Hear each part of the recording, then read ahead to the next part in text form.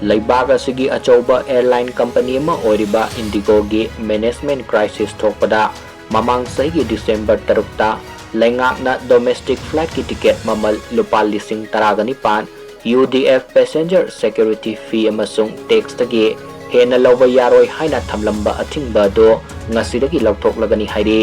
Aviation Ministry na phongthokibada athingba se lawthoklabaso flight ticket ki demand hengalakpa flight service ta khodong saraba mayok narakpana chingba matamda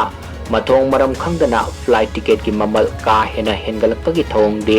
makhatana yengsin khigani amade